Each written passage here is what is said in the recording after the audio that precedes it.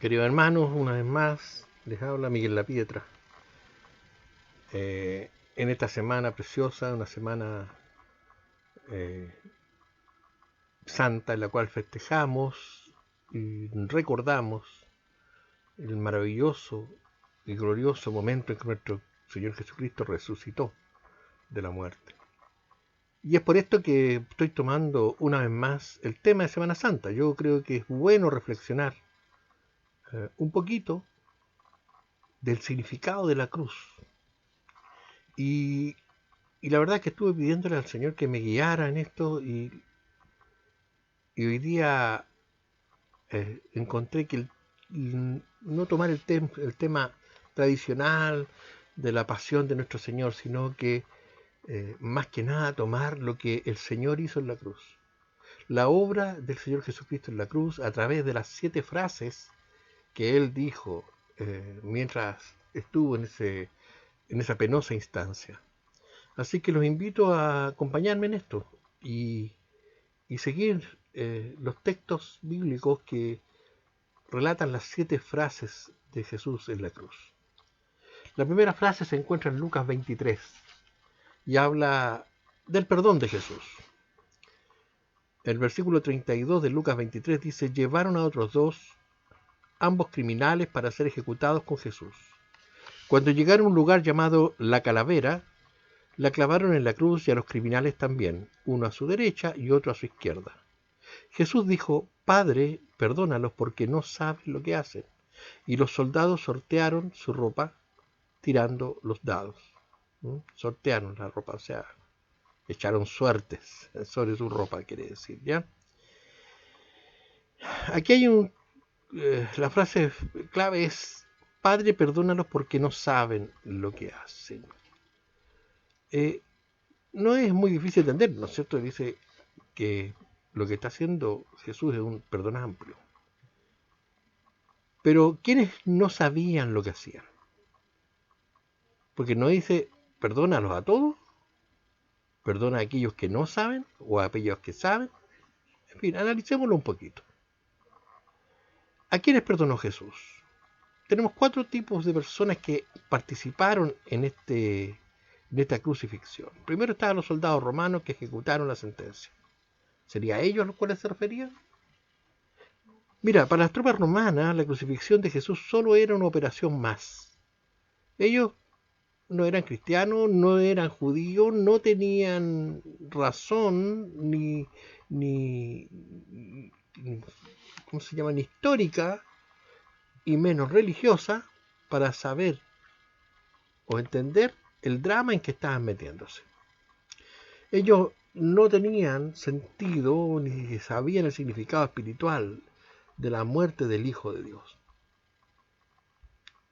Ahora, aún así, ¿ya? Aún así, uno de ellos, después que Jesús murió, él reconoció, un centurión romano reconoció que este era el Hijo de Dios. Incluso lo dice ahí en Marcos 15:39, dice: verdaderamente este era el Hijo de Dios. Es muy posible que Cristo se refiriera a ellos en no saben lo que hacen. No tenían idea de lo que estaban haciendo. Para ellos era una muerte más. Era su costumbre y mataban especialmente a los terroristas, a los que atacaban al Imperio Romano y los crucificaban. ¿Ya? Así que, como digo, es muy probable que los soldados romanos eran inconscientes del daño que estaban produciendo. Las autoridades que decretaron la sentencia sería otro tipo de personas que participó. Por ejemplo, Pilato y Herodes, ellos dieron la sentencia. La verdad es que se pasaron la pelota uno a otro constantemente. ¿Por qué? Porque dan testimonio que Jesús era inocente. De hecho, Pilato se lavó las manos, diciendo: yo no soy responsable de la muerte de este inocente. Ellos vieron el problema como una situación política y no una situación religiosa, no una condición espiritual. Ellos simplemente, como ocurre hoy día, se sometieron al populismo de las masas. Ellos podrían ser personas que no tenían una conciencia real de lo que estaban haciendo. ¿Ya? ¿Podría ser la turba judía que gritaba por la muerte de Jesús? ¿Podría ser? Yo creo que hay que tomar en consideración que ya lo que era la muerte de Jesús fue presionada por una turba que a su vez había resultado de un proceso de movilización y manipulación producto de los sacerdotes. Los sacerdotes siempre conspiraron contra Jesús. Los sacerdotes siempre movieron las masas para atacar y atentar contra la vida de Jesús. Mateo 26, 47, del 55 al 59, del 27, 17, el 20, Mateo 17, 20, Marcos 15, 1, si ustedes lo buscan, son todos ejemplos claros donde la conspiración de los sacerdotes, escribas, los fariseos y los ancianos era constante sobre la muerte de Jesús. Ellos presionaron tanto a la turba que al final la turba hacía lo que ellos decían. Quizás Jesús pidió perdonarlos a ellos también, pero hay un hecho que no podemos dejar pasar. Aun cuando ellos podrían no ser conscientes 100% de lo que estaban haciendo, dieron una frase que para mi gusto es decidora al momento de ser responsables de la muerte de Cristo, ¿no? Ellos pagaron un precio muy alto por esto. Su nación fue destruida y fueron desterrados por casi 2000 años. En Mateo 27, 25 se puede ver cuando la turba gritaba y Pilato les decía, ¿a quién les entrego? ¿A Barrabás o a Jesús? Y ellos decían, a Barrabás, suéltalo, Barrabás, suéltalo. Pero Pilato dijo que yo me limpio la sangre de mis manos de este inocente. El pueblo dijo en Mateo 27, 25, y respondiendo todo el pueblo dijo, su sangre sea sobre nosotros y sobre nuestros hijos. Así ha sido, pues. La sangre de Cristo reclama todavía desde las generaciones de Israel, porque ellos cargaron sobre sí la sangre para ellos y sus hijos. Pero quizás Dios también pidió que los perdonaran porque ellos fueron solamente un elemento de presión. ¿A quiénes perdonaría? ¿A los líderes judíos, a los escribas, fariseos y ancianos que tramaron todo el complot? Mira, según la Biblia y la consistencia y la actitud permanente de enseñanza que tenía Cristo en todo el Evangelio, en todo el Nuevo Testamento, en todo el tiempo que él habló en contra de los fariseos, los atacó y los culpó de todas las cosas. ¿Ya? Primero porque estos hombres, ¿ya?, sí tenían conocimiento, sí sabían de Biblia. En este momento de la Tanaj, tenían conocimiento y tenían experiencia. Pero Jesús atentaba contra su posición social y religiosa. ¿No es cierto? Siempre, desde que empezó su ministerio, Jesús, ellos con diabólica malicia trataban de ponerle trampas, complot para matarlo. Hubo un montón de ejemplos. Uno de ellos, Marcos 3:6. Por lo tanto, si nosotros vemos cómo Cristo condenó y atacó permanentemente al pueblo judío, al pueblo hebreo en ese tiempo, no al pueblo, a los escribas y fariseos, ¿no es cierto? Es difícil imaginar que los declarara inocentes al momento de la muerte. De acuerdo a la lógica, desde Números 14 y 18, donde dice que de ningún modo Jehová tendrá por inocente al culpable, hasta Mateo 23, donde los trata de sepulcros blanqueados, hipócritas, víboras, ¿ya? En ningún momento Cristo los exculpa de la razón de hacer que el pueblo hebreo se pierda del verdadero motivo. Dice, vosotros que hacéis prosélitos, no alcanzan, dice, así como vosotros hacen que otros se pierdan. Yo creo que los líderes religiosos hebreos eran culpables de todo el problema hebreo respecto a lo que Dios condenó siempre. Y ellos sí realmente no fueron perdonados por Dios, por Jesucristo. La pregunta para nosotros es esta: ¿en cuál de estos ejemplos podemos clasificarnos en nuestro nivel de conciencia respecto al significado de la crucifixión? ¿Realmente estamos claros hasta dónde, qué significa la muerte de Cristo? Mira, sea como sea, en todo lo que dice que Él enmudeció su boca y no habló durante todo el tiempo que estuvo en la cruz, y fueron hartas horas, ¿ya? Él no buscó ni justicia ni venganza, ni le pidió a su padre que hiciera algo. Simplemente Él, en su tremenda generosidad, pidió que el Padre lo perdonara, ¿ya? Así que el perdón que pidió, dice, mira, todo aquel que sea inconsciente del daño que está haciendo, por favor, Padre, perdónalo. Ahora, si tú estás claro y tienes verdadera conciencia del significado de la cruz, ¿ya?, tienes que hacerte estas preguntas. ¿Realmente tengo conciencia del significado del sacrificio de Cristo?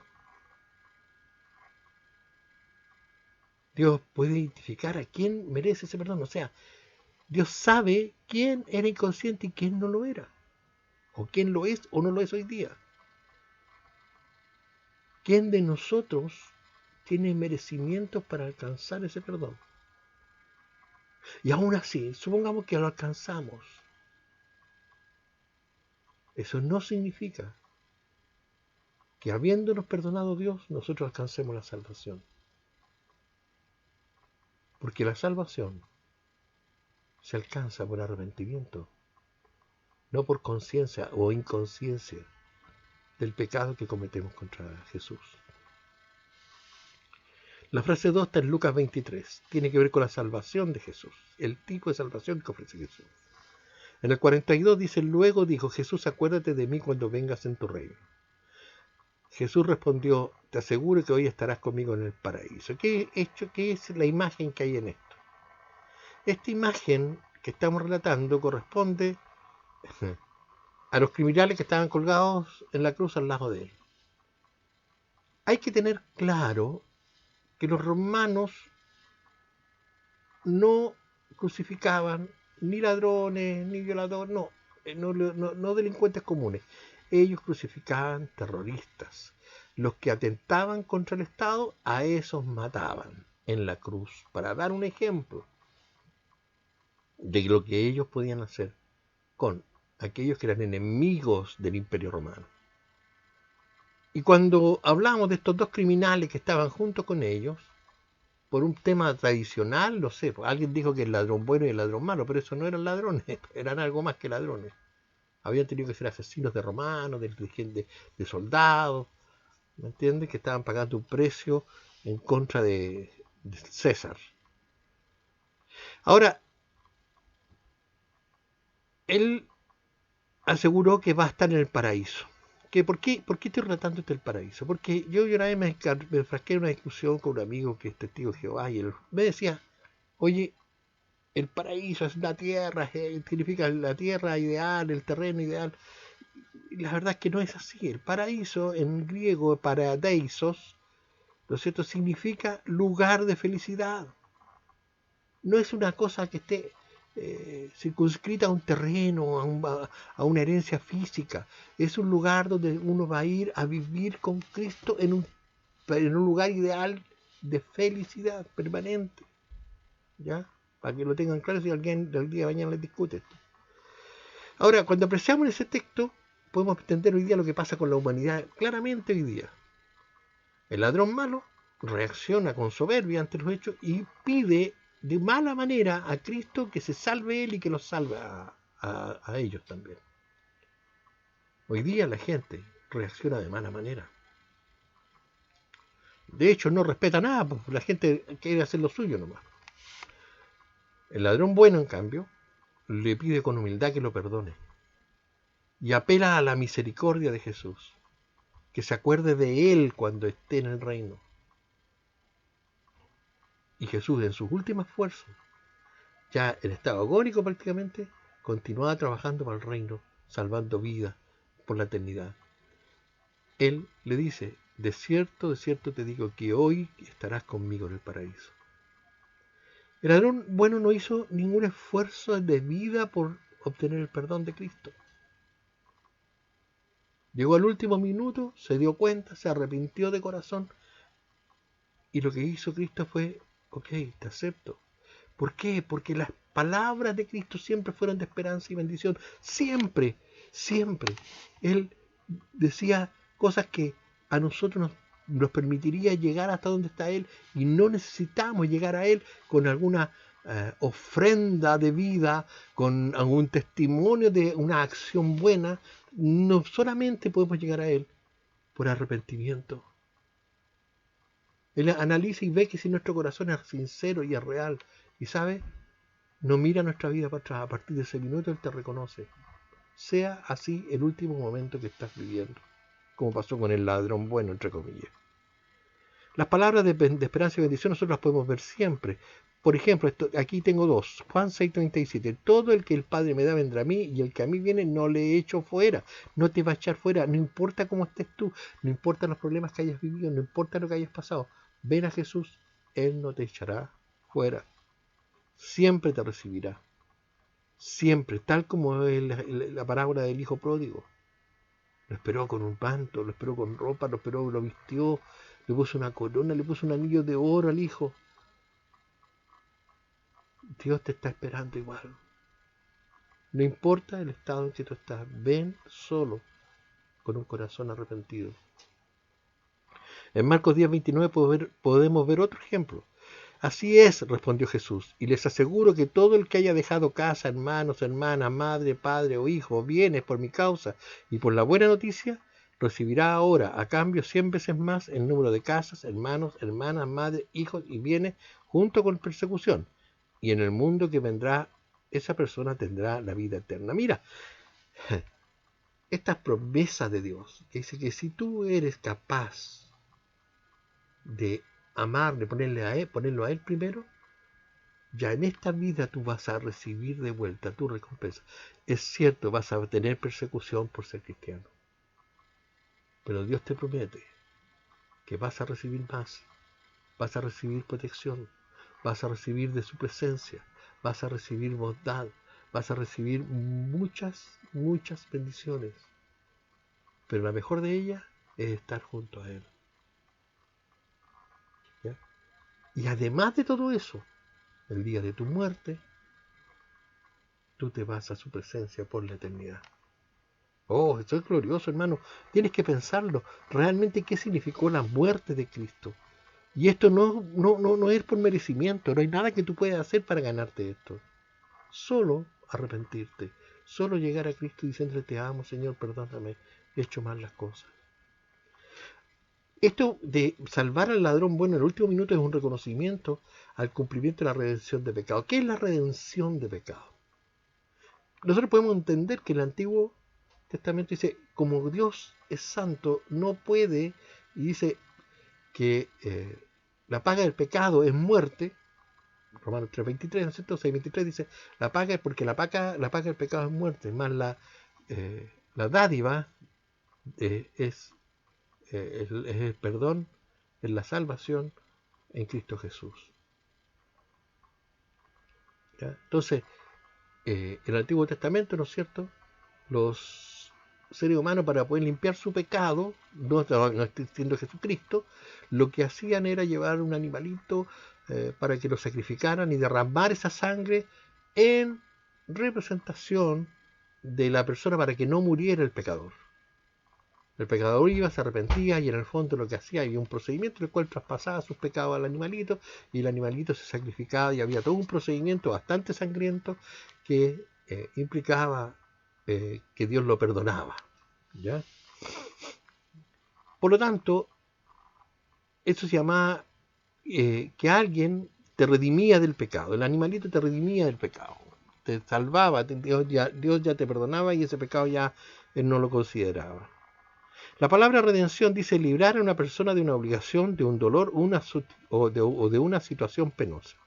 Conseguir la libertad de una persona o sacarla de la esclavitud mediante el pago de un precio.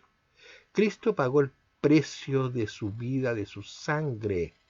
En vez de esa ovejita, en vez de ese macho cabrío que era sacrificado, Él se sacrificó, Él entregó su sangre. Por lo tanto, tú no tienes ningún mérito.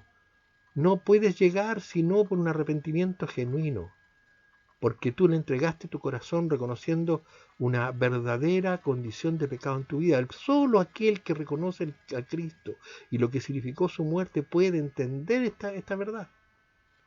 Cuando estamos bajo esta condición podemos entender claramente cuán grande es el amor de Dios por nosotros y lo que es el significado de su sacrificio. Su sangre nos limpia de pecado. Cuando acudimos a la sangre de Cristo, cuando pedimos perdón por eso mismo, por el sacrificio que hizo en la cruz, Dios nos perdona y ya no tenemos que matar ningún animal, solo mirar a Cristo. La fase 3. La frase 3 está en Juan 19, la preocupación que tenía Jesús. El versículo 26 dice, cuando Jesús vio a su madre al lado del discípulo que él amaba, le dijo, apreciada mujer, ahí tienes a tu hijo. Y al discípulo le dijo, ahí tienes a tu madre. Y a partir de entonces ese discípulo la llevó a vivir a su casa. Mira, esto es muy bonito porque Cristo estaba muriendo en la cruz, pero estaba preocupado de lo que iba a pasar con su madre. ¿Ya? Él sabía lo que le tocaría vivir a su madre. ¿Ya? Así que mantuvo su preocupación no solo por él mismo, que ya estaba en un estado muy deplorable, sino que estaba preocupado por lo que estaba pasando con María. En la cruz, en el momento de la cruz, estaban las tres Marías. La María, la madre de los hijos de Zebedeo, Santiago y Juan. Estaba María Magdalena. Estaba María, que era la madre de Jesucristo. Y estaba Juan, que era su discípulo amado. Entonces, mirando a él y sabiendo la situación que tendría que enfrentar su madre, porque él estaba muriendo de una manera oprobiosa. La sociedad que vivía en ese tiempo era decirle, tu hijo era un paria, un asesino, un terrorista, ¿ya? Un hombre que iba a avergonzar a su madre de acuerdo a lo que fue ajusticiado. Entonces Jesús se adelantó a esa situación, enfrentó lo que le tocaba vivir a María y entre lo que era el posible desprecio social, más la tribulación, más la pena por la muerte de su hijo, entre esas dos cosas, ¿qué es lo que hizo? Le dio un apoyo espiritual a través de Juan, que era uno de los discípulos que tenía muy claro, más claro que cualquiera de los otros, quién era Jesús. Mira, no era necesario que María fuera sustentada por sus hijos, porque ella tenía más hijos. Tenía 4 hijos más y además tenía hijas. No se dice cuántas hijas tenía, pero hijos hombres tenían. En Marcos 6:3 nos habla que está Jacobo, José, Judas y Simón como hermanos de Jesús, pero ninguno de ellos creía todavía en Jesús. En Juan 7 del 3 al 5 dice claramente que hay un pasaje que revela que los hermanos de Jesús no creían en Jesús. Así que ninguno de esos hermanos podría apoyar a su madre, por lo menos en la parte espiritual. Ella estaba perdiendo no solo un hijo, estaba perdiendo su líder espiritual. ¿Ya? Así que la incomprensión de todo el grupo que se alejó completamente y se perdió de la vista de Jesús en ese momento, de todos los discípulos, de todos los apóstoles, todos ellos, de alguna u otra manera, no tenían claro que Cristo iba a resucitar. Aun cuando Cristo se los prometió. Lo pueden leer en Juan 14, del 18 al 20. Hay promesas de la resurrección de Cristo en varias partes. Así que como la misma preocupación que Jesús tenía por su madre y sus discípulos, Hasta hoy día él mantuvo la preocupación por la iglesia y por eso que dijo que nos iba a dejar, ¿no es cierto?, para ser guiados el Paracletos, el Espíritu Santo. Cuando él se fue, dijo, después que resucitó, ¿no es cierto?, dijo, yo conviene que yo me vaya para que venga el Espíritu Santo y los guíe. Y él está aquí en forma permanente, para nosotros, para guiarnos, para ayudarnos, para sustentarnos, para consolarnos, para aconsejarnos, más allá incluso de lo estrictamente escritural. Me refiero, más allá de la Biblia, hay un espíritu que está al lado tuyo, hablándote, guiándote, haciéndote sentir y ver las cosas que son de Dios, recordándote las palabras de Dios. Él es el que nos defiende, ¿ya? Y está siempre alrededor nuestro, siempre. Muchas veces tú puedes ser que no lo veas. Hay momentos en la vida que uno queda tan solo, tan triste como estaba Jesús en ese minuto, pero sabes que no es así.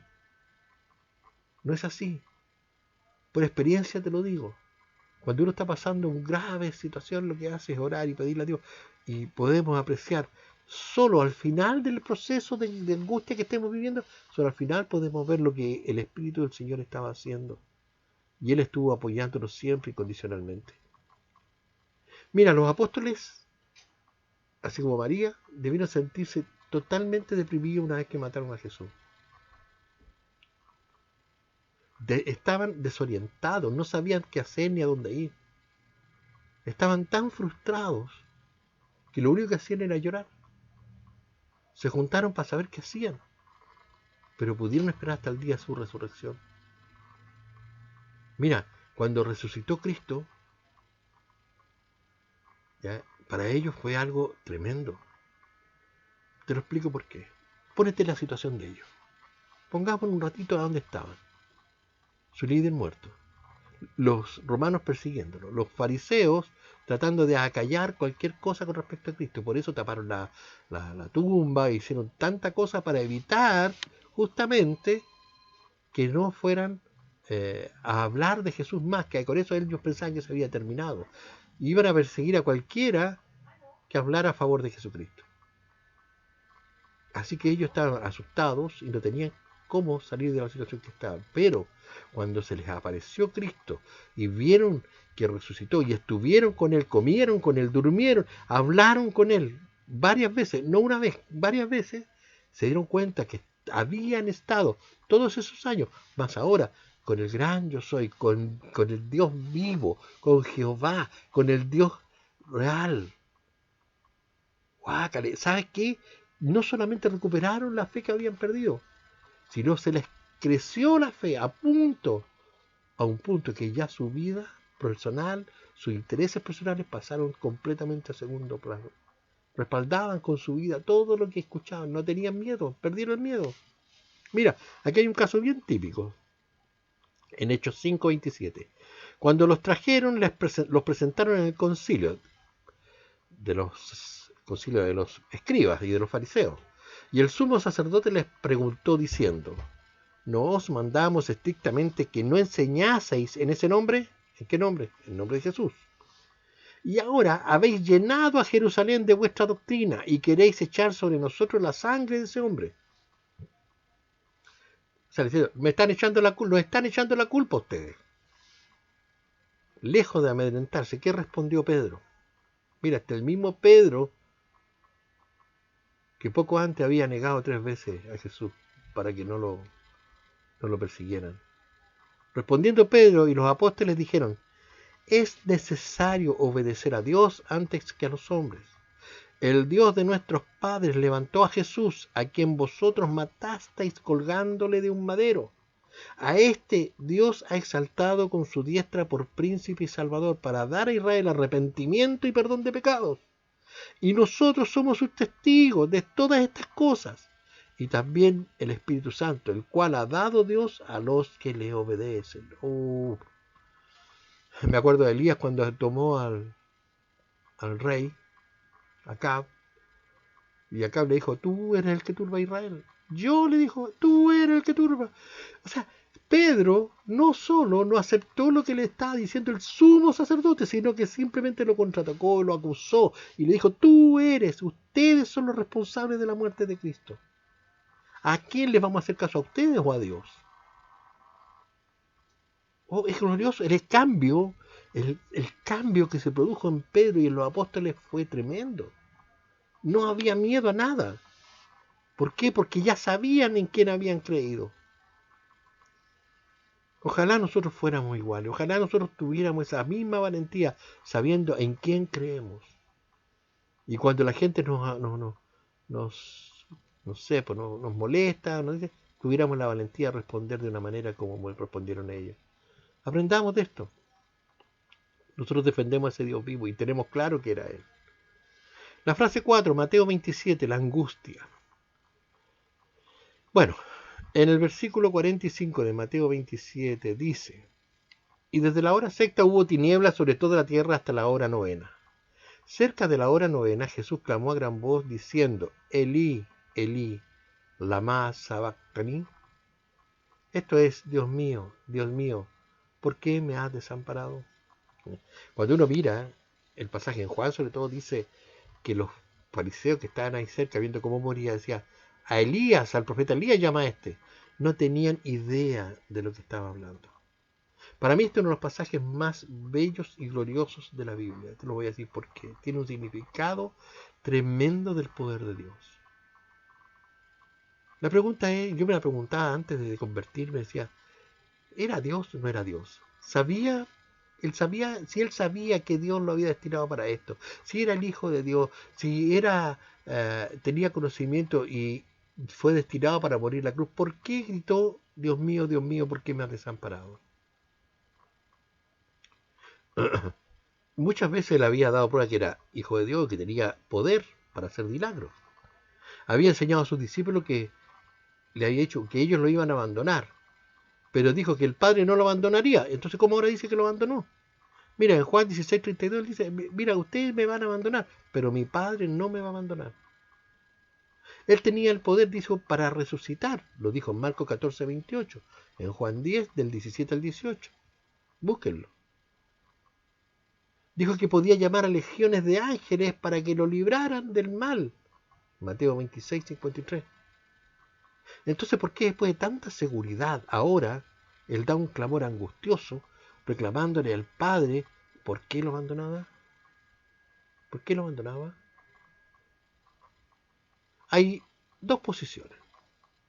Hay una posición que los teólogos afirman que esto ocurrió porque en el momento que Jesús estaba en la cruz, estaba cargando todos los pecados del mundo. Y Dios Padre en su santidad no puede ver el pecado. Entonces Él escondió su rostro del Hijo por un momento. Y eso lo captó completamente Jesús y se sintió ya absolutamente amargado. Y era tanta su amargura que gritó, ¿por qué me abandonas? ¿Por qué no me ayudas ahora? Yo estoy cargando sin culpa este pecado por obediencia a ti y tú no me quieres ver. Pero hay otra opinión teológica, que es la que a mí me gusta más, porque tiene dos cosas importantes. La primera, señala el poder de Dios. Y la segunda, no quita el valor de la anterior. Puede ser que haya sido así, que Dios haya quitado su rostro, no lo sé. No lo puedo asegurar. No sé si teológicamente, no sé si yo dejaría a un hijo por muy cargado de pecado que estuviera, no lo sé. No, yo no, esta parte no la puedo discernir, pero sí puedo discernir esto. Tal como nosotros hoy día caemos en debilidad ante un problema grave como el que estaba pasando, no va a pasar nunca lo que pasó en Cristo, pero ante un problema grave muchas veces, ¿qué hacemos nosotros? ¿Qué hacemos? Nos ponemos a orar, pedimos oración, pero leemos la Biblia. La Biblia nos fortalece, la Biblia es palabra viva. La Biblia, la Escritura, nos fortalece, nos da ánimo. Y lo que estaba haciendo Jesús en ese minuto, al no poder leer la Escritura, era recitar de memoria el Salmo 22, que es un salmo profético del rey David, escrito hace 1000 años antes de la muerte de Cristo, y que relataba en detalle la muerte de Jesús. El Salmo 22 completo es precioso, pero mira, el Salmo 22 comienza así en el versículo 1. Dios mío, ¿por qué me has desamparado? ¿Por qué está tan lejos de mi salvación y de las palabras de mi clamor? Dios mío, clamo de día y no responde, y de noche y no hay para mí reposo. Lo que estaba haciendo Jesús era fortalecerse a través de la Escritura, tal como hoy día lo hacemos nosotros. Estaba recurriendo a las Escrituras para entender el propósito de esa muerte tan dolorosa y triste que estaba viviendo. Comprender a plenitud esta profecía es casi imposible para nosotros, ¿sabes? No, hay muchas profecías hermosas acerca de Cristo, pero esta yo creo que es tan gloriosa, es tan perfecta, es tan detallista, que da una precisión increíble de cómo él iba a morir. En el versículo 14 dice el Salmo 22, he sido derramado como aguas y todos mis huesos se descoyunturaron. Mi corazón fue como cera derritiéndose en medio de mis entrañas. Como un tiesto se secó mi vigor y mi lengua se pegó a mi paladar. Y me has puesto en el polvo de la muerte, porque perros me han rodeado, me ha cercado cuadrilla de malignos.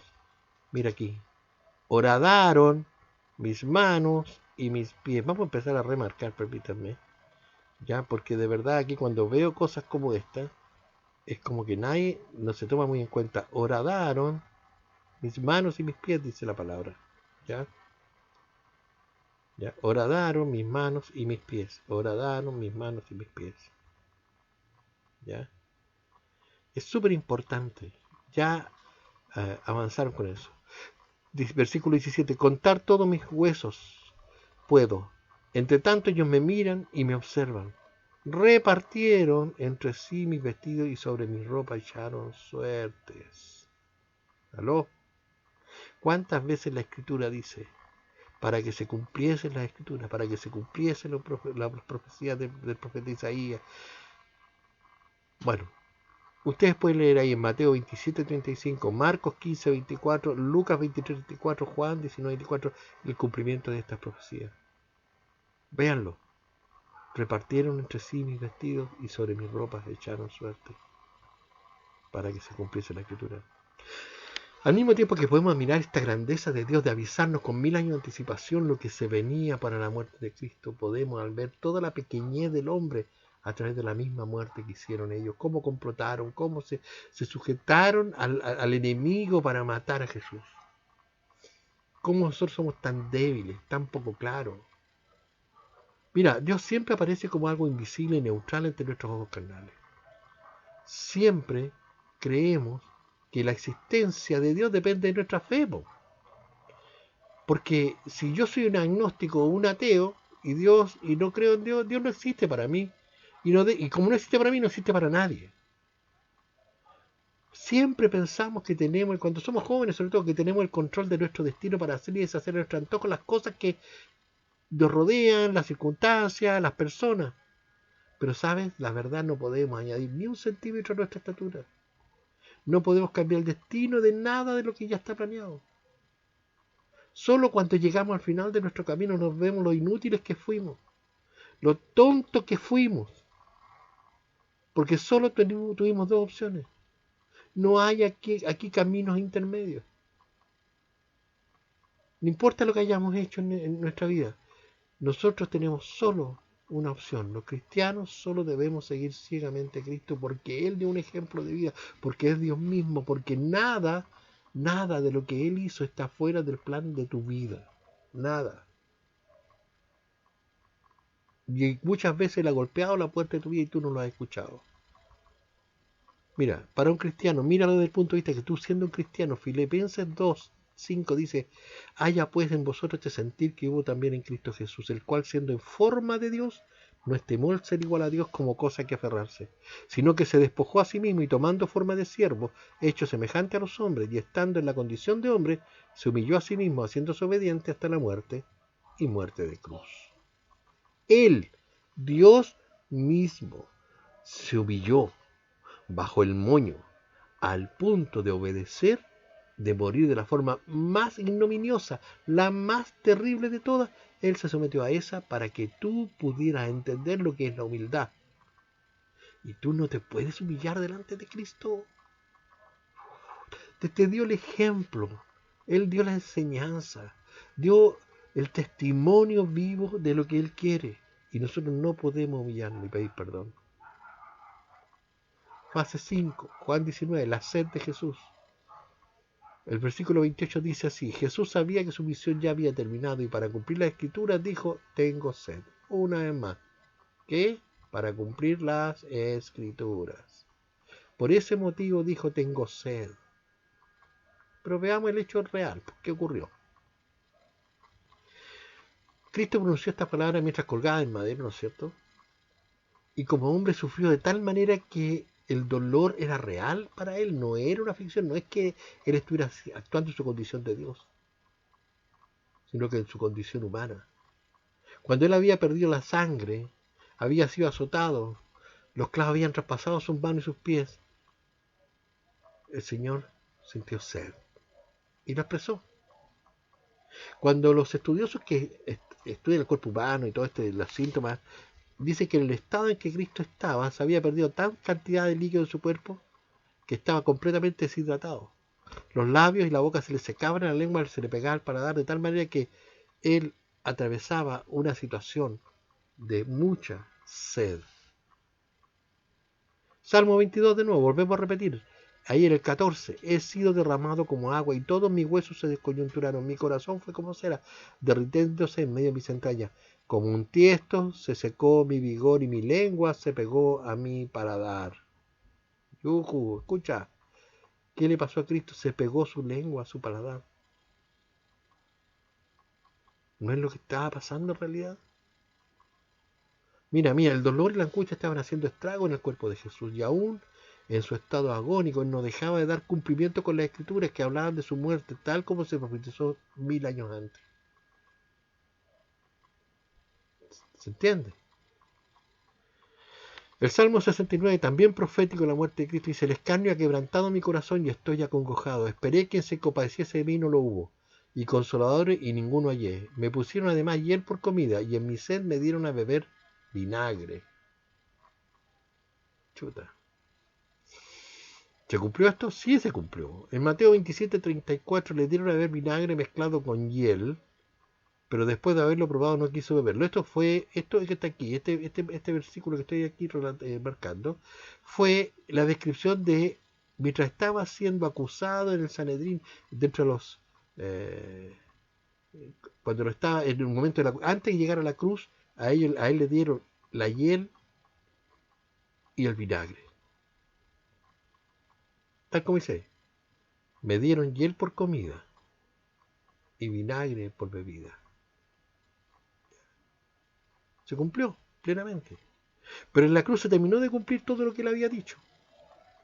En Juan 19:9 estaba allí una vasija llena de vinagre. Cuando dijo tengo sed, había allí en la cruz, estamos hablando ahora de la cruz, estaba allí una vasija llena de vinagre. Entonces ellos empaparon con vinagre una esponja y poniéndola en un hisopo, se la acercaron a la boca. El vinagre calmaba el dolor, ¿ya?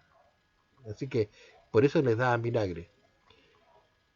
Mira, si lo analizamos desde el punto de vista espiritual, es irónico, completamente irónico, que Jesús estuviera muriendo de sed. Él es el mismo que le dijo a la mujer samaritana: si conocieras el don de Dios y quién es el que te dice, dame de beber, tú le pedirías y él te daría agua viva. Él es la fuente de agua. Siendo la fuente de agua, se moría de sed. Juan 4:10, el mismo que el último día de la fiesta de los tabernáculos, ¿ya? Dijo: si alguno tiene sed, venga a mí y beba. Él es el mismo que, según nos dice el gran apóstol Cristo, es la roca espiritual que dio agua al pueblo de Israel en el desierto. 1 Corintios 10:4. Él tuvo sed y murió con sed para que nosotros pudiéramos beber de su agua espiritual por el resto de la vida. Por eso es que se dice en Isaías 53, del 4 al 6, un pasaje muy lindo, léanlo, profecía, dice: porque él llevó el castigo de nuestra paz, fue sobre él. Por sus llagas nosotros fuimos curados, por su dolor, por su desangramiento. Él pagó el precio. Lean ese salmo, lean, ese párrafo de Isaías 53, 4, 6, se los recomiendo, es maravilloso. La conclusión de esto es que Mira, siendo rico se hizo pobre para darnos riqueza espiritual. Nosotros, gracias a Él, podemos alcanzar